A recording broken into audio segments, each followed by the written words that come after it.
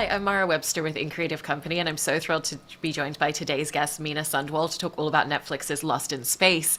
And the first thing I wanted to talk about is it sounds like this is a show that's incredibly collaborative in terms of the cast and the creative team, and that before each season, you've always had a really great opportunity to go in and have conversations with the writers, which I absolutely love. And especially as you get further into a show like this and knowing your character so intimately, what did a lot of those conversations and dialogues look like before you went into filming this final season while everybody was trying to figure out that final arc and journey that they were going to take Penny on?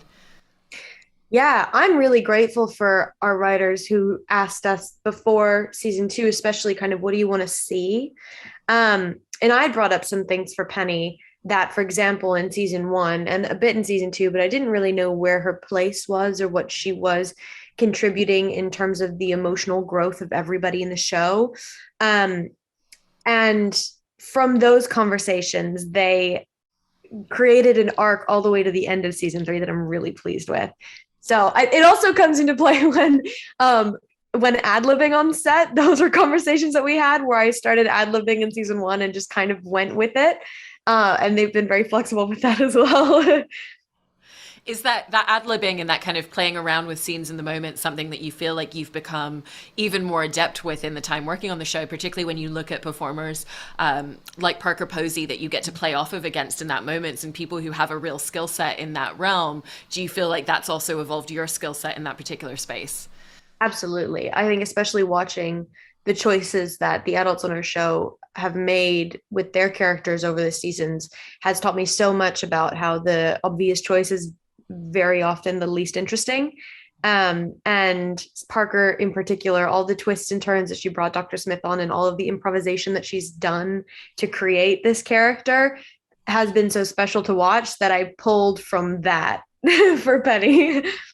And with what you were just saying about how the obvious choice is oftentimes the least interesting choice to make, are there any particular instances or scenes where you remember kind of going through that journey of having that initial idea of where you could take a scene and then really discovering something completely different that you could play to? Yeah. In between season two and season three, especially in season two, her arc with Maureen, I didn't want her to be whiny or complainy, which I think is something that is easy to fall into when you're kind of like, why is it not me? Why am I not the one that's chosen? But there is something to be said about being stuck in the middle and constantly being compared to your siblings, and everyone is your in your family is excelling in this very specific field that you just don't fit into. Penny's the writer in a family of scientists, and it's conflicting. Um, that I wanted her to have a little more of an internal struggle than just be complaining. And then in season three, there's something to be said about not changing her personality for better or for worse. Since the beginning, what I've loved about the writing of the show and the writing of this character is that she doesn't change who she is to fit in or just for the sake of being a part of the group, even if it would be easier in in bad times and in good, she is who she is. And that sent her on her own hero's journey this year. But in that, there were some last tensions and pulling that as she grew up and became this different person, having been separated from their parents, I didn't want her to be too too done. I wanted her to have a little hope left. So there are a couple of things, and not to say that any of it worked, but all of my intentions were to be a little less obvious in choices and a little more specific. Yeah, and you're bringing up there the fact that as a character, she's so authentic to herself, for better or worse, and she just doesn't have the ability to put a veneer on. So when you're trying to figure out moments and scenes, is it very much just about finding what's the authentic choice for her as a character, and then really just finding the external version? Because again, it's like she's also not someone who's hiding aspects of herself. She's very kind of wears everything on her sleeve as a character as well. Absolutely. And that's part of why I'm so grateful that we got to play these characters for so long at a time, because you become really in tune with what they think and what they would say and who they are. That what particularly stands up to me in that world is her quippy one-liners. I always had a moment to say, like, what is she really saying here? What is she trying to not say but mask with this humorous line? Um, but for sure, yeah. And when you get the scripts for the show, obviously they're still writing the show while you're starting to film the first episodes. And so you're really only getting scripts kind of one or two at a time. Is that something where there's kind of certain questions that you want to ask or details that are really useful to know about where an arc might be going for her as a character? Or is it actually just kind of a natural part of the process because all of the things that she's experiencing and diving into are all just happening for the first time for her as a character? It's a mix of the two. I personally, when it comes to acting, especially with something that has this long of an arc per season, I like to have as much information as possible because I like to decide how much information I'm going to give you at any point in time. So I asked the writers and our showrunner some questions at different points in the season just to know where is this going or where does this end up. Um, but then there are some things that, for example, the kind of love triangle with her, VJ, and Liam, that I love. And I kind of didn't want to know what was going to happen for myself just because I didn't want to know if she ends up with VJ or Liam because I wanted to root for whoever I was rooting for in the moment for Penny. You know what I mean? So I think it's a combination of the two. And it's so great that we get to see her go through, things like that love triangle and a lot of things that are very true and authentic to the experience of anyone her age. But then you also take that idea of, well, what does that mean in this particular setting with really heightened situations, life or death scenarios around her? And so, how do you take those kind of everyday experiences almost that are very grounded and then think about the influence that everything around her is going to have because it is such big stakes in her world? Yeah, it's because it's a show set in space with these extreme circumstances, but it's a show about people. It's a show about a family, and she's a teenager. So she has one boyfriend, sometimes two. She's going through the struggles of not feeling good enough and being confused and being lost. And that's not um kind of forgotten in the situations that they are. Just because you're going something extreme doesn't mean you lose the part of your life that you're in. So that's where I am glad also that we had such a long arc with this show and we got to be these people for so long, because there are these crazy scenarios, but there are also quiet moments that you get to just be the person and see their mini growth. So it's kind of like you play to both sides. You know what I mean? Yeah, absolutely. And you've also had this really great gift in playing her as a character that as she has aged as a character, you've always been a very similar age, and those time jumps have really paralleled quite nicely. And does that help when it comes to the process of stepping into each new season of the show, looking at the amount of time that's passed in between where she is within her personal growth and finding, okay, between the end of last season and the beginning of this season, who is she becoming now? Yeah. And I also think whether it's intentional or coincidental, the way that the show has played out has been very indicative of our times, as have the other versions of Lost in Space. We start this season where the kids have been separated from their families for a year after coming out of almost a year of isolation from everyone we know and all of our families.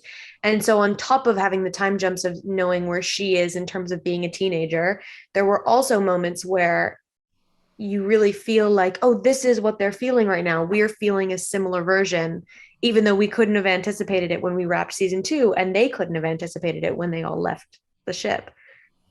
And because so many aspects for Penny over throughout the course of the show have been about finding her place even within her family, which you were talking about earlier, given that there was that storyline of being separated from her parents for such a long amount of time, how for you did that influence her as a character and the fact that she's always trying to find her footing within a family, but then they're completely fragmented and it's a whole new version of what that looks like? Mm. Um, I think that, like being inside and like COVID did for a lot of teenagers, it expedited her maturity and her independence in a huge way. And although I wish it hadn't been in that situation, I think it was, as a character, something that she needed to be pushed a little bit in a different direction in a world that she wasn't comfortable. Kind of where like sarcasm doesn't work to hide what you're feeling anymore. Um, yeah, I'm kind of forgetting the second part of your question, so I'm hoping that answers it. It does. And I also want to talk about a lot of the technical aspects that you have to do within the show because there's so much VFX and CGI work that you're doing. There's a lot of stunt training. And are there any kind of particular scenes that you remember that just were so technically specific that you really had to master? And what was your approach to those types of scenes? The climbing stuff this season was probably the most specific stunt and acting work I've done on the show, because of one, having to look like you know what you're doing while saying the words, two, having a very specific route along this wall that they had built, and three, having to play the scene.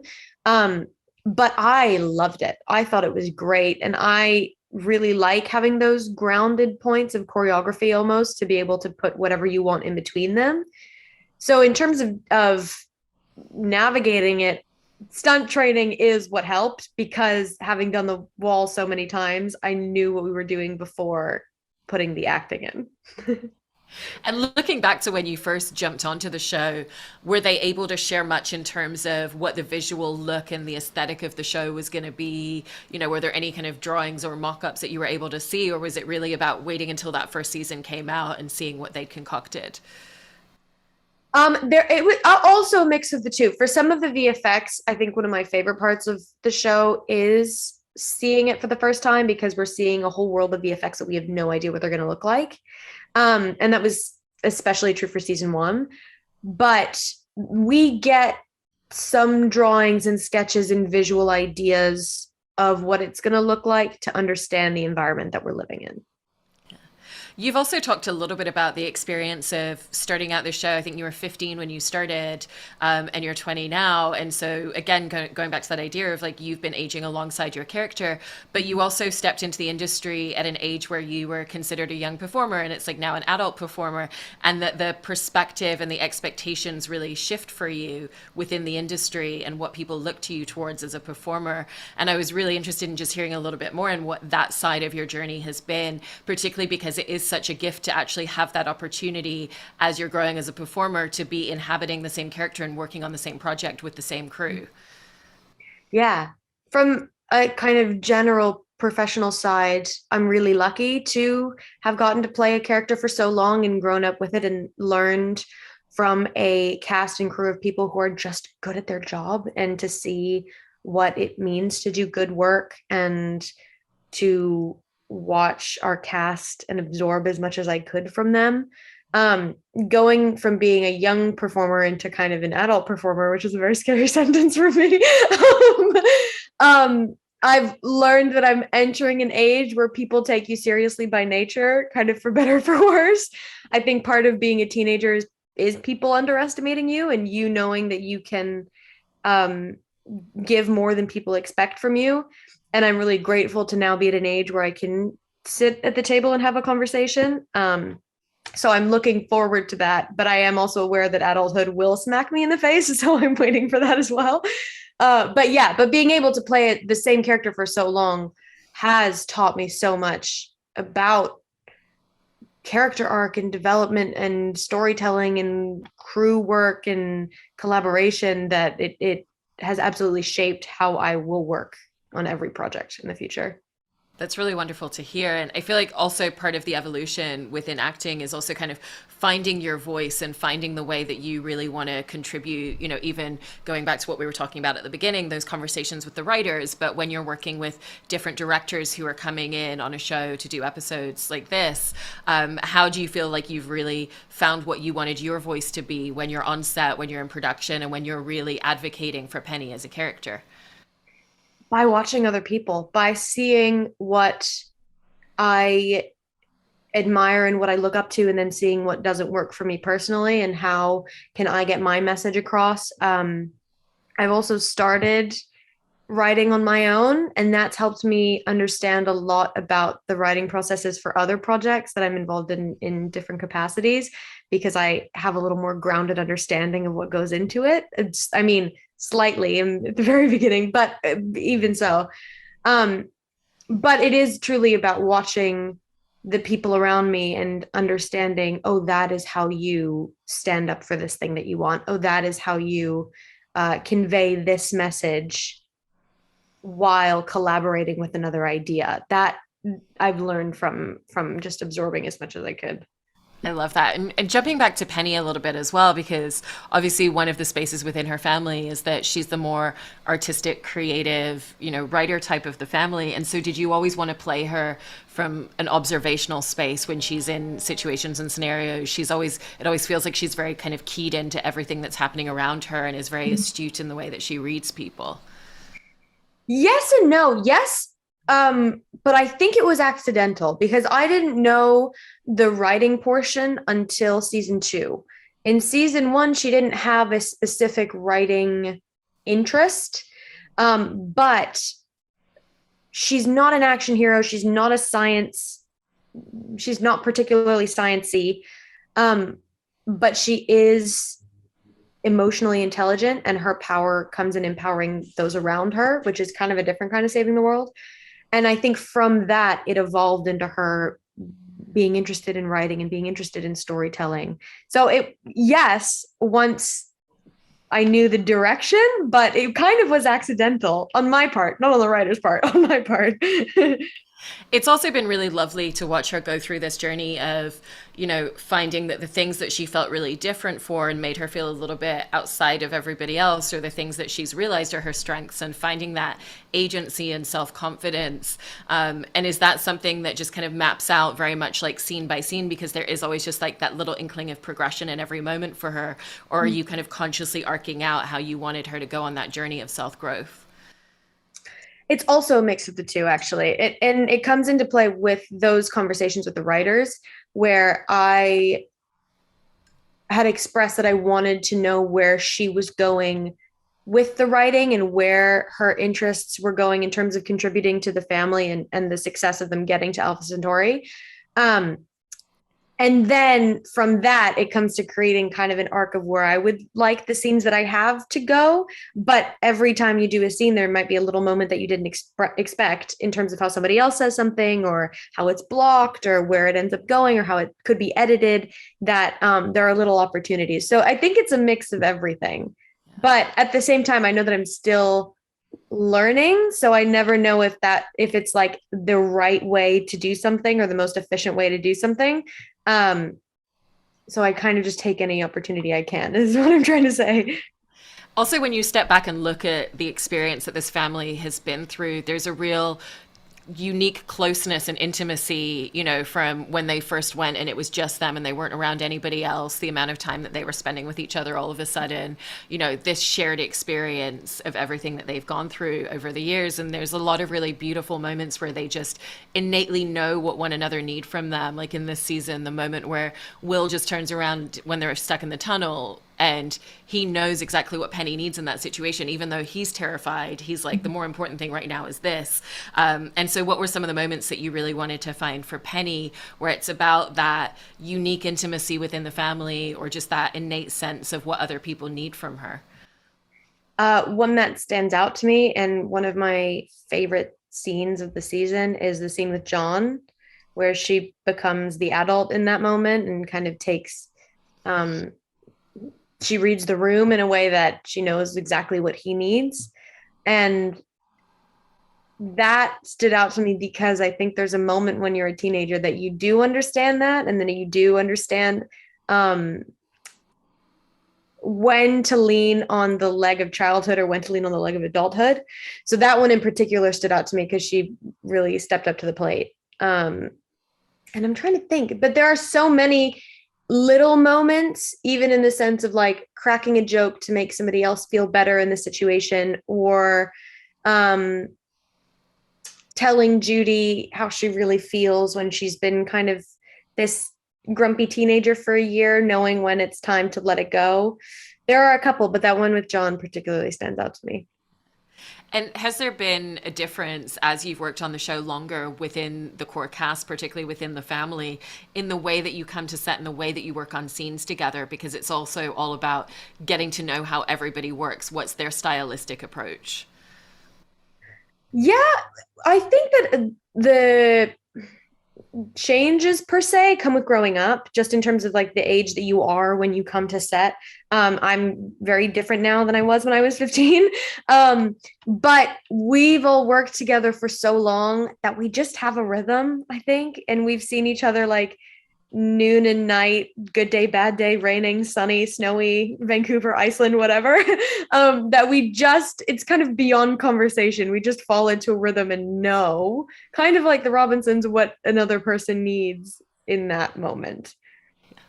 And then I actually wanted to ask you a quick question about auditioning because you've mentioned previously a piece of advice that you got very early on about assume that you're not going to get the role. You know, if you look at probability wise, the number of people that audition, only one person's going to get cast from that. And so, literally, statistically, that is the biggest likelihood. And how that really helped you in terms of your mindset when you're going in and auditioning, but also the way that that's not an excuse to not kind of throw everything into it. It's really, this might be your one moment to play this character and to live with this.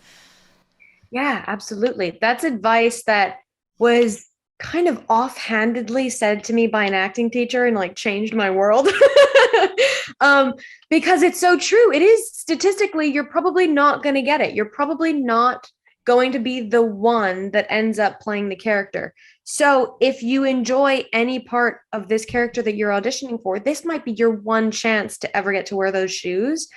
Why wouldn't you give it everything you've got? And then that to be said, if you love it and it's not the direction that they're going for, you loved it. You had a good time. And that's kind of what it's about at the end of the day, is to be able to put on different shoes and play different people and explore different perspectives. So if you did something really, really funny and they say, actually, that was a really dramatic scene, at least you had a really good time and you made a choice.